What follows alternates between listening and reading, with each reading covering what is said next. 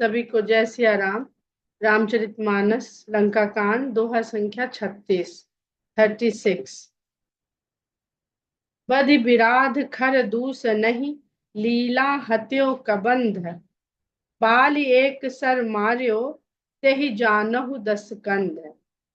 मंदोदरी रावण को समझाने का प्रयास कर रही है और बता रही है कि जिसने विराध का, खर दूषण का और कबंध राक्षस का लीला लीला में ही, यानी बहुत आसानी से खेल खेल में ही, या लीला करने के लिए जिनको मार दिया, जिनका वध कर दिया और बाली को एक ही बाण से मार दिया, उनको जानिए।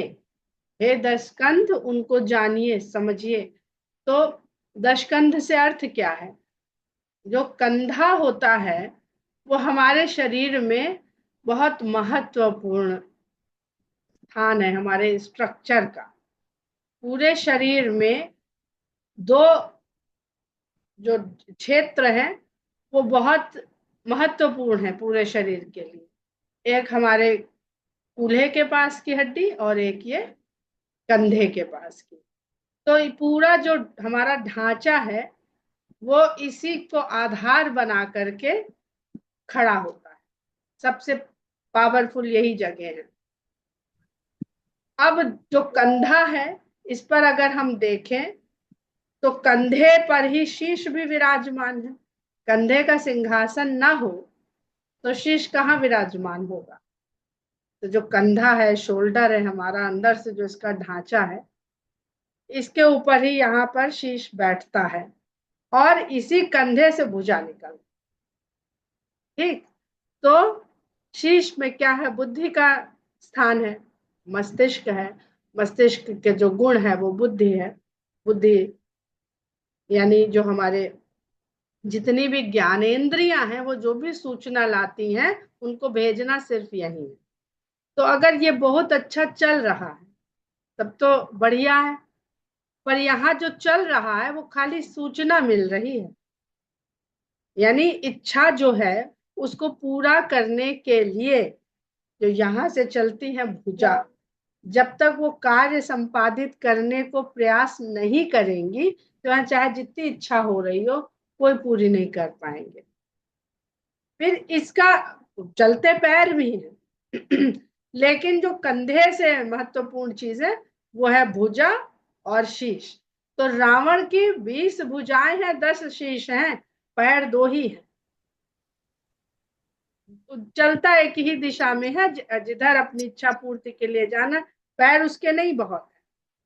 यानी मनुष्य की जो मनोकामनाएं हैं, जो अहंकार से प्रेरित हैं, उनको पूरा करने का जो साधन है वो है हमारा भुज बल। भुज बल से मतलब है सामर्थ्य। भुज बल से मतलब केवल भुजाओं के बल से नहीं है। भुज बल से मतलब है हमें किसी इच्छा की पूर्ति के लिए जो किया जाने वाला कार्य है उसको संपादित करने की क्या सामर्थ्य हमारे भीतर है। अनुपम जी ने कल पूछा था व्हाट्सएप पर कि 10 जो अहंकार हैं वो फिर से बता दीजिए।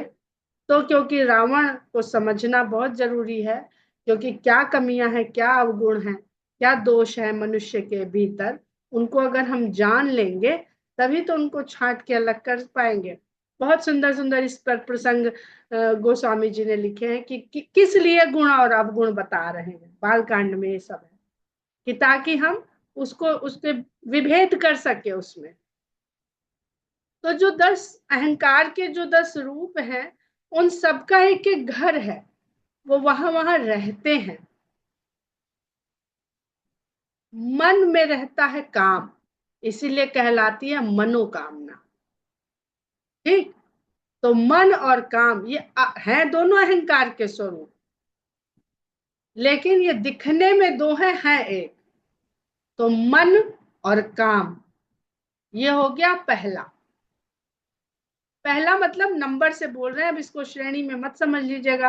हो सकता है भाई इससे ऊपर कोई हो, हालांकि उसके दसों शीश एक एक लेवल में है, कोई ऊंचा नीचा नहीं है। फिर चित्त में रहता है अहंकार, जो हमें हमारे होने का भाव सदा बताता रहता है।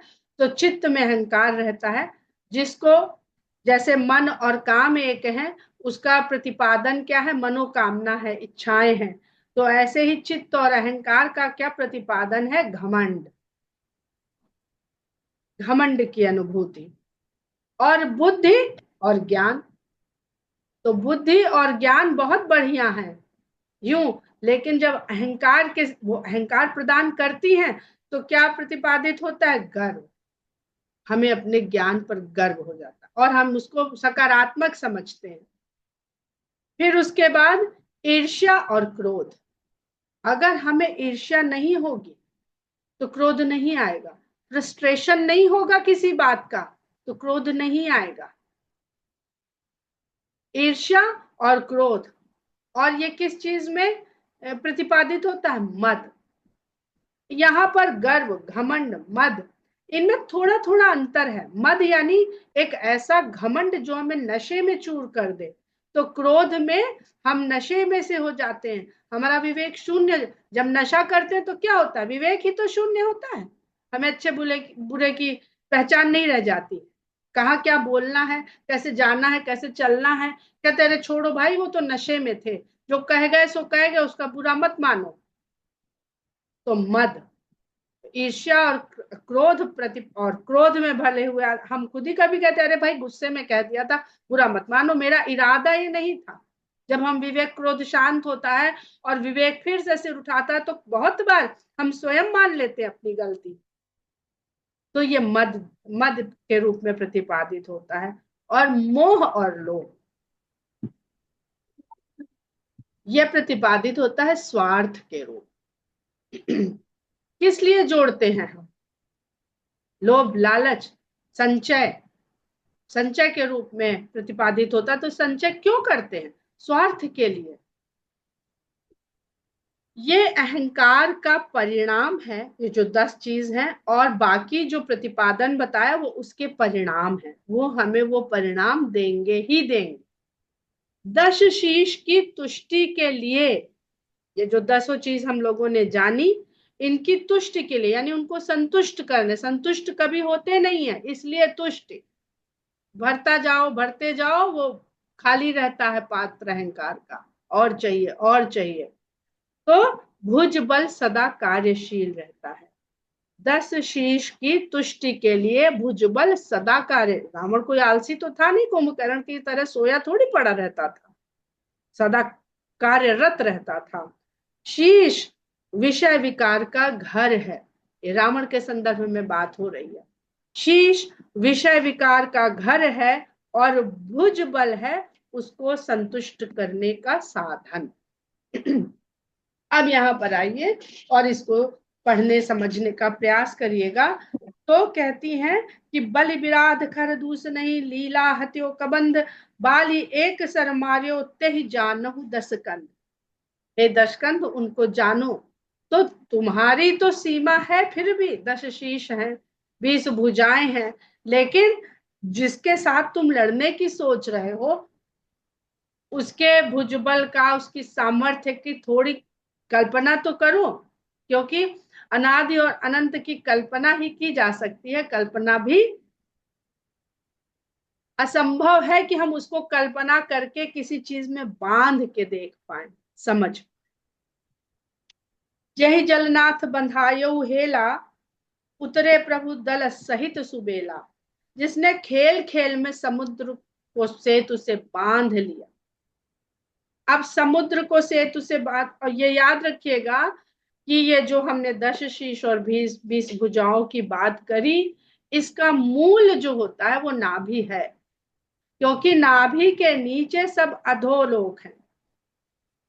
नाभि से ऊपर उठते ही हमारी जो योग साधना है, वो नाभि से ऊपर उठने की बात करती है। मूलाधार से साधना शुरू होता है, बैठते हैं, नाभि तक जब ले आते हैं, तो फिर धीरे धीरे धीरे धीरे उसकी ऊर्ध्व गति की ओर वो चलता है। मणिपुर चक्र कहते हैं, वहां पर विष्णु भगवान का वास माना गया है। उस पर कभी चर्चा करेंगे कि विष्णु भगवान का वास और विष्णु भगवान का अवतरण ही क्यों कहा जाता है, विष्णु भगवान ही क्यों अवतरित होते हैं, क्यों ब्रह्मा और शंकर, जब हम सगुण रूप में भगवान को जानते समझते हैं, तो ब्रह्मा और शंकर को क्यों नहीं अवतरित होते हुए देखा जाता है? क्योंकि विष्णु वो ऊर्जा है उस परमेश्वर की, उस परमात्मा की, उस राम की या उस शिव की, जिस जो भी नाम से हम उसको जानना समझना चाहें, जिस नाम में भी हमारी श्रद्धा हो, उस नाम के द्वारा वो जब सगुण रूप में क्रियाशील होती है, तो वो ऊर्जा जो अणुओं में व्याप्त होती है वो विष्णु है। तो जो ऊर्जा व्याप्त है वही रूप लेकर के अवतरित हो सकती है। और अवतरण का मतलब ही है, आप लोगों ने संगीत में आरोह अवरोह पढ़े होंगे, तो आरोह का मतलब आरोहण, नीचे से ऊपर की ओर जाना, और अवरोह का मतलब ऊपर से, ऊपर के सुर के नीचे की ओर आना। तो अवरोहण और अवतार यानी नीचे उतर के आना। तो परमेश्वर नीचे उतर कर आता है, किस लिए? हम लोगों को शिक्षा देने के लिए, बताने के लिए, कल्याण करने के लिए, प्रेम प्रदर्शन के लिए। तो अवतरण बहुत सुंदर अवधारणा है या बहुत सुंदर कार्य है परमेश्वर के द्वारा। कोई नीचे नहीं उतरना चाहता ऊपर जाने के पश्चात। इवन मनुष्य, जहां पर जब कहते हैं ना, क्यों गोस्वामी जी कहते हैं कि भक्त लोग नहीं चाहते मुक्ति, क्योंकि जो एक बार चला जाए वो कहेगा हम नीचे नहीं जाएंगे। पर भगवान ऊपर से रहकर नीचे भी उतरने को तैयार है। मनुष्य कहता हम ब्रह्मा से मुक्ति हो गई, अब हम नहीं जाएंगे वहां, उस संसार में अब नहीं जाएंगे। पर भगवान चाहे वहां रहता है चाहे नीचे उतरता है, वो जस का तस रहता है। तो अगर भगवान भक्त के लिए नीचे उतर सकता है, तो भक्त क्यों नीचे उतरने से डरे? दशरथ जी हो, भरत जी हो, जो भी हो, तो उनको यह है कि अगर हम नीचे नहीं उतरना चाहेंगे तो कभी फिर दोबारा भगवान का सानिध्य नहीं पाएंगे। उनका सगुण रूप में उनका जो अनुभव, हमें अनुभूति हो सकती है, वो हम नहीं कर पाएंगे। तो कहते हैं वहीं पर जो हमारी सेतु के बारे में हमने पहले भी बताया कि उस मूलाधार से लेकर के सहस्रार तक का जो एक कनेक्शन है, जो जोड़ना है, वो जो हमारी रीढ़ है, जो हमारा मेरुदंड है, मेरुदंड है, वही सेतु है। तो अधोगति से ऊपर तक पहुंचना, इसको साध लेना, और ये सब एक जल के भीतर विराजमान है। हमारे पूरे शरीर में 70% वाटर है। तो इसको, इस शरीर को साधन क्यों कहा है बार बार? बड़े भाग मानुष तन पावा।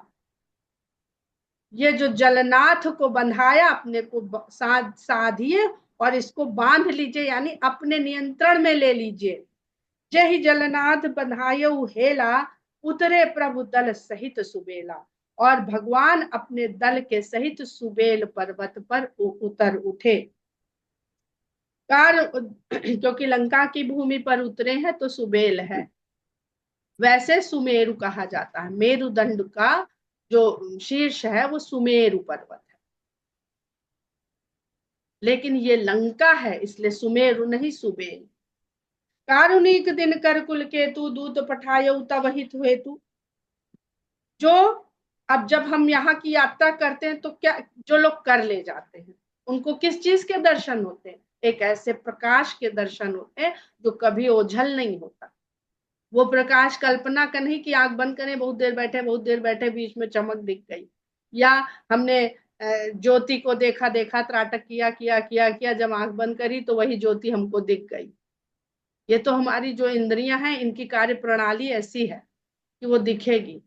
जब वो प्रकाश प्रकट होता है तो फिर वो कभी ओझल नहीं होता है। फिर उस प्रकाश को छोड़कर व्यक्ति इस अंधकार में कभी भटकता ही नहीं है। उसके भीतर जब, तो क्या कह रहे हैं, कारुणिक दिन कर कुल केतु, सूर्य वंश के ध्वजा स्वरूप। ध्वजा भी सदा ऊपर रहती है। हाथ वज्र और ध्वजा विराजे। तो हाथ वज्र और ध्वजा विराजे। वज्र का कभी देखिएगा क्या शेप बनाई जाती है, तो वो मेरुदंड की रीढ़ की हड्डी के समान ही उसमें ऐसे ऐसे बने होते हैं, बड़े से छोटे होते हुए जाते ऊपर की ओर, जो हनुमान जी का चित्र बनाया जाता है। जो सूर्य वंश के ध्वजा के स्वरूप करुणा के निधान है, उन्होंने आपका कल्याण करने के लिए दूत भेजा है, अपने कल्याण के लिए दूत नहीं भेजा है। सभा मांझ जेहि तब बलमथा, करि बरूथ महु मृगपति जथा। जो आपकी सभा के मध्य में आकर के आपके बल को मथ करके चला गया, और इस प्रकार वहां से आकर के चला गया जैसे हाथियों के समूह में सिंह आकर के चला गया, तितर बितर कर गया हाथियों के झुंड को अपनी एक दहाड़ से खाली। अंगद हनुमत अनुचर जाके, रण बाकुरे वीर अति बाके। जिसके सेवक हम अंगद और हनुमान जैसे हैं, ये कम बलशाली हैं। हनुमान जी के बल का हम लोगों ने जब दिग्गज का पाठ पढ़ा था, तो हनुमान जी के भीतर कितना बल है उनकी एक छुंगनिया में, वो वहां तक पढ़ा था हम लोगों ने। तो जिसकी छुंगनिया में इतना बल है, उसकी भुजाओं में कितना बल होगा। और तुम अपनी 20 भुजाओं के बल पर इतना घमंड कर रहे हो। तो वो जिसके इस प्रकार के सेवक हैं, रण बांकुरे वीर अति बांके, और जो उनके अन्य वीर, जो वीर हैं अंगद और हनुमान, वो केवल बल नहीं रखते हैं, रण में अपना बल दिखाने में भी सिद्धास्त हैं, बांके योद्धा हैं।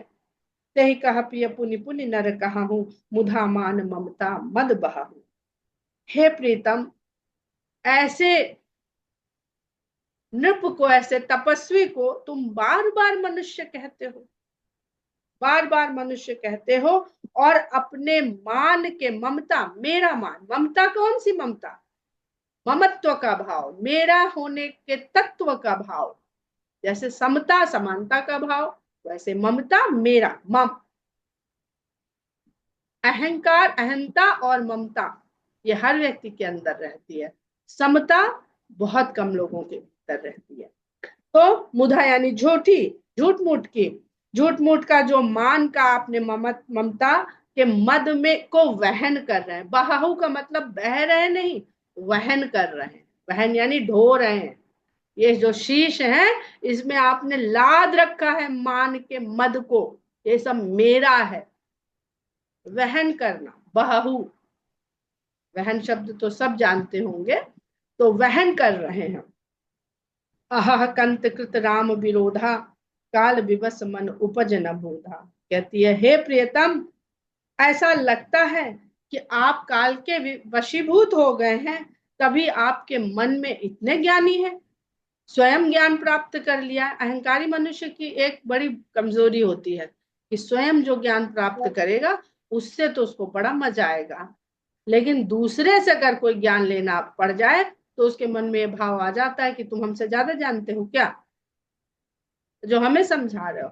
और रावण ऐसा ही उत्तर सबके साथ दे रहा है। अगर जहां नहीं दे रहा है तो वहां वैसा भाव दिखा रहा है, ऐसा व्यवहार कर रहा है। तो इसीलिए अह कंत कृत राम विरोधा, राम का विरोध का कार्य करने को आप जो तत्पर हैं, तो उससे ये समझ में आता है कि आप काल के वशीभूत हो गए हैं, इसीलिए आपके मन को ये बोध नहीं हो रहा है। काल दंड गहि काहू न मारा, हरे धर्म बल बुद्धि विचारा। भला बताइए, काल के दंड ने किसको नहीं मारा है। अब वो कहना चाह रही है कि आपने भी तो तपस्या करी थी, अमृत तो मांगा था, पर अमृत तो नहीं पाए, कोई आपको अमृत तो नहीं दे पाया, तो आपने फिर उसमें कंडीशन लगाई। तो काल का दंड तो सबको मारेगा। अब अपने पति को ये कैसे कहे कि तुम भी मरोगे, ये हमारी सभ्यता संस्कृति नहीं है।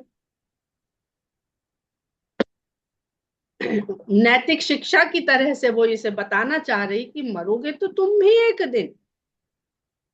काल दंड गही काहू न मारा, हरई धर्म बल बुद्धि विचारा। और जब काल का समय आ जाता है कि वो इस व्यक्ति को खत्म करना है, तो धर्म बल बुद्धि विचार ये सब वो हर लेगा। अब देखिए, यहाँ पर मंदोदरी जी बता रही हैं 4 चीजें। हरई धर्म बल बुद्धि विचार, और 4 ही मुकुट गए। रावण के जब अंगद जी ने दसों दसों मुकुट भेज सकते थे, लेकिन 4 ही मुकुट गए हैं। और उन 4 मुकुट को मंदोदरी जी स्पष्ट बता रही हैं कि वो तो तुमसे हार के जा चुके हैं। धर्म चला गया तुम्हारा, धर्म गया तो बल भी गया। जिस दिन अधर्म पे पांव पड़ता है व्यक्ति का, उस दिन से उसका बल क्षीण होना आरंभ हो जाता है। अब अगर विपुल बल है तो उसको क्षीण होने में समय लगेगा। तो वो अधर्म अधर्म और बल का जब रेशियो चलेगा, तो इतने अधर्म के बाद ही अगर एक एक हम यूनिट मान लें कि एक एक अंश बल घट रहा है, तो बहुत अधिक अधर्म करते करते करते करते तब जाकर के बल पूर्ण क्षीण होएगा। तो वो समझा रही है कि अभी भी वक्त है, अभी भी धर्म के मार्ग पे लौटाओ, पर तुम्हारा तो धर्म हर गया, इसलिए बल भी हर गया, बुद्धि और विचार हर गया, कि तुम्हारी को किसी की बात न सुन रही है तुम्हारी बुद्धि, और न विचार कर रही है। निकट काल जही आवत साई, तही भ्रम होई तुम्हारी ही ना। जब काल किसी के निकट आ जाता है तो तुम्हारी ही तरह उसको भ्रम होने लगते हैं। द्विसुत मरे दहेपुर अजहू पूर पिय देहु, कृपा सिंधु रघुनाथ भज नाथ बिमल जसुलो। आपके 2 पुत्र मारे जा चुके हैं, अभी भी समय है। ये जो आपके भीतर कामना चल रही है, इसको समाप्त करिए, पूरा कीजिए। मतलब इसको हो गया, भर पाए, अब पूरा हो गया ये जो संघर्ष चल रहा था। कृपा सिंधु रघुनाथ, कृपा के सागर रघुनाथ को भजिए, और हे नाथ विमल यश को प्राप्त करिए। आप भुला दिया जाएगा जो भी आपने अब तक कुकृत्य करे हैं, जो अधर्म करे हैं। नारी बचन सुन बिसिख समाना, सभा गय उठ होत बयान। रात भर मंदोदरी के ये शूल के समान, बाण के समान वचन सुनता रहा। उसको देखिए, न लात मारी, न भगाया, न चुप कराया।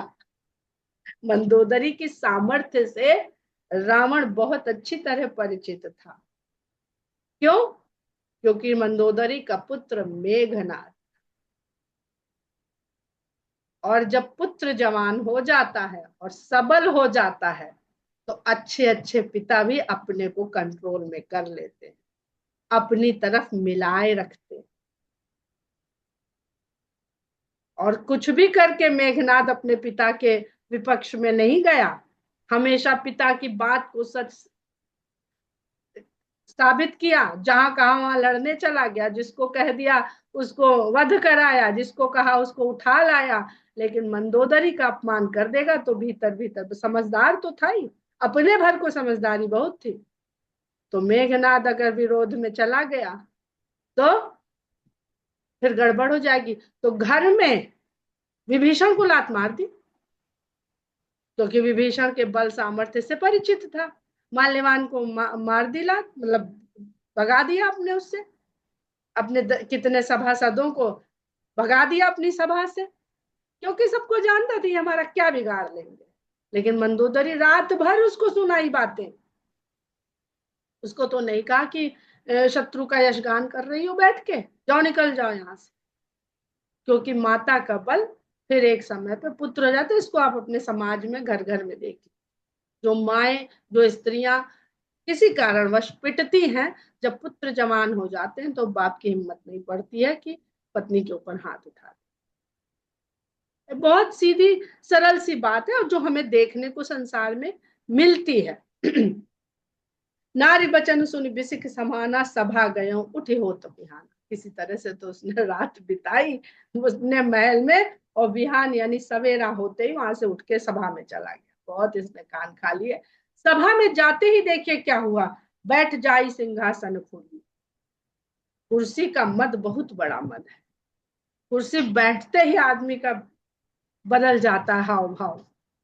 बैठ जाई सिंहासन फूली, अति अभिमान त्रास सब भूली। जो थोड़ा बहुत मंदोदरी है रात भर जो उसे सुनाया, तो उससे थोड़ा बहुत अंदर असर तो हुआ होगा, जरूर हुआ होगा। नहीं तो गोस्वामी जी क्यों लिखते अति अभिमान त्रास सब भूली? त्रास तो हुआ उसको, लेकिन जैसे ही अपनी सभा में आया, अरे भला कौन है जो मेरे ऊपर आक्रमण कर सकता है, और आक्रमण कर भी देगा तो क्या। यहाँ राम अंगद ही बुलावा, आई चरण पंकज सिरना। यहाँ राम ने अंगद को बुलाया, अंगद ने आकर के भगवान के चरण कमल में शीश नवाया, अति आदर समीप बैठारी, बोले बिहस कृपाल खराई। बहुत आदर के साथ राम ने अंगद को अपने पास बैठाया और हंस करके, खर के शत्रु कृपालु राम हंस करके बोलते हैं, यानी कोई टेंशन नहीं है कि युद्ध होने जा रहा। जिसको सब पता उसे किस बात की। और सब जगह बहुत कम हंसे, लेकिन यहाँ तो देखिए 2 बार अभी के पढ़ते पढ़ते भी हंसे राम पढ़ने को मिले। तो जितनी कठिन परिस्थिति, राम उतने ही ज्यादा रिलैक्स्ड। बिहस कृपाल खरारी, बोले बिहस कृपाल खरारी, बाली तनय कौतुक अति मोही, तात सत्य कहूं पूछूं तो ही। कहते हैं बाली पुत्र, मुझे बड़ा कौतूहल है ये जानने का, इसलिए तुमसे पूछता हूँ। तुम जरा सच सच मुझे बताना। रावण जातु धान कुल टीका, भुजबल अतुल जासु जगली का, तासु मुकुट तुम चारि चलाए, कहो तात कौनी विधि पाए। कहते भाई देखा तो है उन्होंने कि वो 4 मुकुट आए और हनुमान जी ने लपक लिया। अब देखिए, अगर देखिए तो धर्म बल बुद्धि विचार, क्या रावण को छोड़ के आया और क्या हनुमान जी ने लपका और क्या राम के चरणों में रखा। तभी कहते ना, बहुत बोलते हैं कि रावण विद्वान है तो हनुमान जी विद्यावान है। तो कहते हैं मुझे सच सच बताना कि रावण तो राक्षसों का शिरोमणि है, राक्षसों के कुल का तिलक है, सबसे ऊपर है। भुजबल अतुल जासु जगली का, उसकी भुजाओं का बल संसार में उदाहरण है। तासु मुकुट तुम चारि चलाए, उसके 4 मुकुट तुमने चला दिए, मतलब फेंक दिए। आप कहीं कहीं जाइए अवध क्षेत्र में, तो वहां फेंक देने को चला देना कहते। कोई चीज खराब हो गई है रसोई में है, तो आप वो पूछेंगे इसको चला दें या इसको भगा दें। हमने खुद सुना है, फेंक दे नहीं कहते। तो जो उसका आदि है सुनने का, वही समझ पाता है, नहीं तो सोचता भाई ये कहाँ चलाना है इसको। तो कहते हैं तास मुकुट तुम चारि चलाए, कौनी कहा उतात कौनी विधि पाए। भला किस प्रकार से तुमने 4 मुकुट प्राप्त करे और हम लोगों की तरफ उनको भेज दिया। सुन सर्वज्ञ प्रणत सुखकारी, मुकुट न हो ही भूप गुण जाए। तब अंगद जी कहते हैं आप तो सर्वज्ञ हैं, पूछ रहे हैं इसलिए पूछ रहे हैं कि पूछेंगे नहीं तो संसार जानेगा कैसे। भगवान के भीतर सब कुछ है, लेकिन कहा नहीं जाएगा, पूछा नहीं जाएगा, बताया नहीं जाएगा तो संसार, इसीलिए वेद को आगम निगम कहते। आगमन और निर्गमन, जो ज्ञान आए वो बाहर जाए, बताया जाए। तो आप हे सर्वज्ञ और अपने शरण में आने वालों को सुख देने वाले, सुनिए वो मुकुट थोड़ी थे, वो तो राजा के 4 गुण हैं। उधर उन्होंने कह दिया जो मंदोदरी ने कहा था कि धर्म बल बुद्धि विचार, ये 4 गुण है राजा के, जो उसको त्याग चुके। क्यों त्यागे, उसके कर्म के कारण। कर्म करते जाइए, धर्म छूटता जाएगा, धर्म छूटेगा बल घटता जाएगा। बुद्धि, बल घट रहा है, अधर्म कर रहे हैं तो बुद्धि भ्रष्ट हो ही गई है, विचारशील नहीं रह गई है जो आपको अच्छे बुरे का बता सके। तो कहते हैं साम दान अरुदंड विभेदा, नरपुर बसई नाथ कहवे। वेद ऐसा कहते हैं कि राजा के हृदय में साम दाम दंड भेद ये रहना चाहिए। अब दोनों चीज से इसको समझिएगा। जो चले गए वो थे धर्म बल बुद्धि विचार, और जिनका उपयोग रावण अंगद जी ने किया, उसको समझाया, उसको लालच दिखाया, उसको दंड का भी डर दिखाया, और भेद नीति भी बताई, आत्मा और परमात्मा, ये हम लोगों ने उस दिन समझा था। तो भेद भी बताया उसको कि तुम तो केवल जीव आत्मा हो, परमात्मा से टक्कर लेने का तुम्हारा कुछ बनता नहीं है। तो जब बुद्धि चली गई, विचार चला गया, तो फिर साम दाम दंड भेद कैसे समझ में आएगा। नीति धर्म के चरण सुहाए, ये राजा की नीति के धर्म के 4 चरण हैं। अस जिय जाने नाथ बही आए। ऐसा जान करके कि रावण तो ये सबको त्याग दिया है, तो जो भी बात उसको कही गई वो कुछ भी उसके बुद्धि तक नहीं पहुंची। इसलिए हृदय में जान करके हे प्रभु वो सब आपकी शरण में आ गए। धर्महीन प्रभु पद विमुख काल विबस दस शीस तेहि परिहरि गुण आए सुनहु कौशलाधीश। दश शीश रावण धर्महीन हो चुका है। रावण धर्महीन हो चुका है, प्रभु के चरणों से विमुख हो चुका है और काल के वश में है। इसलिए ये गुण जो है राजा के गुण, ये उसका त्याग करके हे कौशलाधीश आपके पास चले। परम चतुरता श्रवण सुनि बिहसे राम उदार। अंगद की ऐसी चतुरता से भरी वाणी सुन करके, बात सुन करके उदार हृदय वाले राम हंस पड़े, फिर हंसे। समाचार पुनि सब कहे गढ़ के बालिक। फिर अंगद जी ने सब किले की जितनी रचना थी, जो व्यवस्था थी, तो कितने चतुर हैं, कितने होशियार हैं कि जाते हैं बात से भी जीत लाते हैं और नीति भी बताए आते हैं और अपनी दृष्टि से सब तरफ का मुआयना कराते हैं। चाहे हनुमान जी गए, हनुमान जी ने भी यही किया और अंगद जी ने भी यही किया, क्योंकि हनुमान जी तो बहुत तहस नहस कर आए थे। अब ये देखना था बच्चा क्या क्या है। हनुमान जी ने तो ये बताया कि भाई इतना इतना उनका सिस्टम हम फेल करा है। आग लगाई, आग लगाने, अब तो युद्ध हो रहा है, आप लोग समझ सकते हैं आग लगाने का मतलब क्या होता है। जो सेंटर पॉइंट थे, मुख्य मुख्य मुख्य, वो उन्होंने सब दगा दगा के गोले उन्होंने सब बर्बाद कर दिए। अब कुछ तो उसमें रिपेयर किए गए होंगे, ऐसे तो नहीं बैठा होगा सब। रावण की भी बड़ी व्यवस्था थी, बहुत बड़ा वैज्ञानिक है कहते हैं लोग। तो उसमें अब क्या क्या सुधर गया और क्या क्या जस का तस हो गया। समाचार पुनि सब कहे गढ़ के बालिकुमा। अंगद ने उस किले के सारे समाचार फिर राम को बताए। इसके आगे हम लोग कल बढ़ेंगे। जय सिया राम। जय सिया राम।